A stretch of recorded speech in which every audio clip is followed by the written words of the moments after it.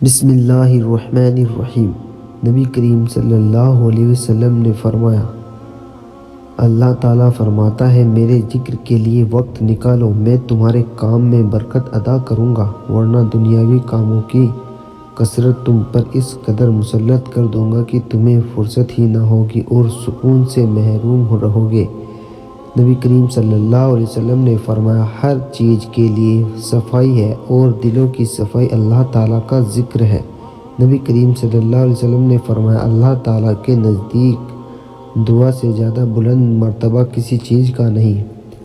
نبی کریم صلی اللہ علیہ وسلم نے فرمایا، جو شخص سورج کے مغرب کی طرف نکلنے سے پہلے توبہ کر لے گا تو اللہ تعالیٰ توبہ قبول کر لے گا۔ نبی کریم صلی اللہ علیہ وسلم نے فرمایا، جو آدمی مہمان نوازی نہیں کرتا اس میں کوئی خوبی نہیں ہے۔ نبی کریم صلی اللہ علیہ وسلم نے فرمایا، مہمان اپنا رزق لے کر آتا ہے اور صاحب خانہ کے گناہ لے کر جاتا ہے۔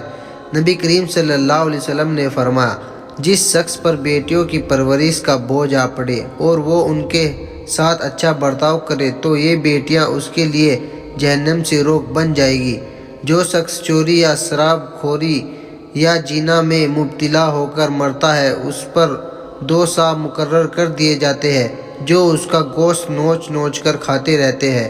نبی کریم صلی اللہ علیہ وسلم نے فرمایا، اللہ تعالیٰ سے پناہ مانگا کرو۔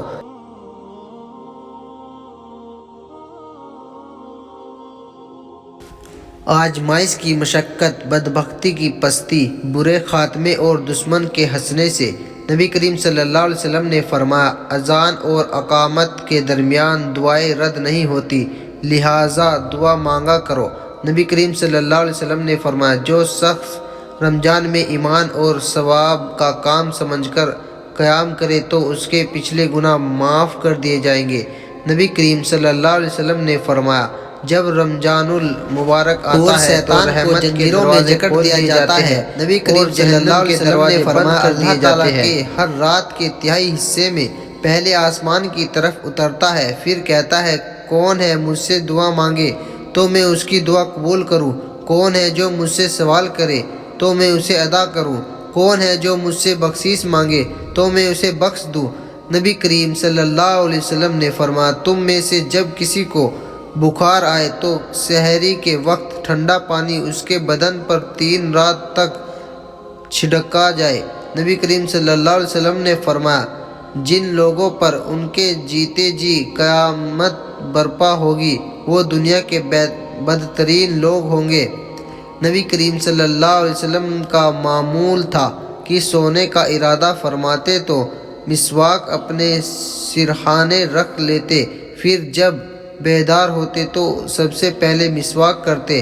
نبی کریم صلی اللہ علیہ وسلم نے ایک شخص کو پیٹ کے بل اوندھا لیٹا ہوا دیکھا تو آپ صلی اللہ علیہ وسلم نے فرمایا کہ لیٹنے کا یہ طریقہ اللہ تعالیٰ کو بالکل پسند نہیں۔ نبی کریم صلی اللہ علیہ وسلم نے فرمایا، اللہ تعالیٰ ماں باپ کی خدمت و فرما برداری اور حسن سلوک کی وجہ سے آدمی کی عمر بڑھا دیتا ہے۔ نبی کریم صلی اللہ علیہ وسلم نے لوگوں کو ایسی چھت پر سونے سے منع فرمایا جو دیوار یا منڈیروں سے گھیری نہ گئی ہو۔ نبی کریم صلی اللہ علیہ وسلم نے فرمایا، جو شخص غمی اور ماتم میں اپنے رخساروں کو پیٹے اور گریبان پھاڑے اور جاہل لوگوں کی طرح گفتگو کرے تو وہ ہم میں سے نہیں ہے۔ نبی کریم صلی اللہ علیہ وسلم نے فرمایا، جس بستی میں سود اور بدکاری عام ہو جائے تو وہ قوم اپنے آپ عذاب الہی اتارتی ہے۔ نبی کریم صلی اللہ علیہ وسلم نے فرمایا، جس کی 3 بیٹیاں ہوں وہ ان کے ساتھ اچھا سلوک کرے تو اس کے لیے جنت واجب ہو جاتی ہے۔ صحابہ نے عرض کیا، اور 2 ہو تو؟ فرمایا 2 ہو تو تب بھی۔ پھر صحابہ نے عرض کیا، اگر 1 ہو تو؟ فرمایا اگر 1 ہو تب بھی جنت واجب ہو جاتی ہے۔ نبی کریم صلی اللہ علیہ وسلم نے فرمایا، جب ایک جوان انسان توبہ کرتا ہے تو مشرق سے مغرب تک کے قبرستانوں میں سے 40 دن تک عذاب ہٹا لیا جاتا ہے۔ نبی کریم صلی اللہ علیہ وسلم نے فرمایا، تم میں سے کسی کے سر میں لوہے کی کیل ٹھوک دیا جانا اس سے بہتر ہے کہ وہ کسی ایسی اجنبی عورت کو چھوئے جو اس کے لیے حلال نہیں ہے۔ نبی کریم صلی اللہ علیہ وسلم نے فرمایا، رات کا کھانا نہ چھوڑو، چاہے ایک میٹھی کھجور ہی کیوں نہ ہو۔ کیونکہ رات کا کھانا چھوڑنا آدمی کو ضعیف کر دیتا ہے۔ نبی کریم صلی اللہ علیہ وسلم نے فرمایا، بے شک اللہ تعالیٰ اور اس کے فرشتے آسمانوں اور زمینوں کی تمام مخلوق حتیٰ کہ چینٹیاں اپنی بلوں میں، مچھلیاں سمندر کے پانیوں میں اس شخص کے لیے دعا مانگتی ہے جو لوگوں کو دین کی تعلیم دیتا ہے۔ حضرت علی رضی اللہ عنہ کا فرمان ہے، اللہ تعالیٰ کو جب اپنے کسی بندے کی اصلاح مطلوب ہوتی ہے تو اسے کم بولنے، کم کھانے اور کم سونے کا الہام فرماتا ہے۔ نبی کریم صلی اللہ علیہ وسلم نے فرمایا، جو شخص جمعے کے دن غسل کرے، اگر خوشبو میسر ہو تو لگائے، صاف ستھرے کپڑے پہن کر مسجد میں آئے اور جس قدر ممکن ہو رکعت ادا کرے، کسی کو تکلیف نہ دے، پھر خاموشی کے ساتھ خطبہ سنے اور نماز ادا کرے تو یہ اس کے لیے آئندہ جمعے تک کے گناہوں کا کفارہ بن جائے گا۔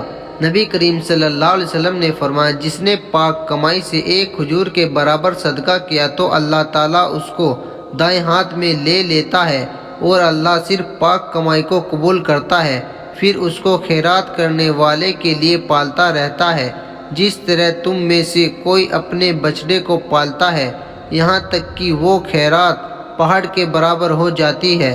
نبی کریم صلی اللہ علیہ وسلم نے فرمایا، جب تم میں سے کوئی لوگوں کا امام بن کر نماز پڑھائے تو چاہیے کہ ہلکی نماز پڑھائے، کیونکہ نمازیوں میں بیمار، کمزور، بوڑھے بھی ہوتے ہیں۔ اگر کسی نے اپنی نماز پڑھنی ہو تو جتنی چاہے لمبی پڑھے۔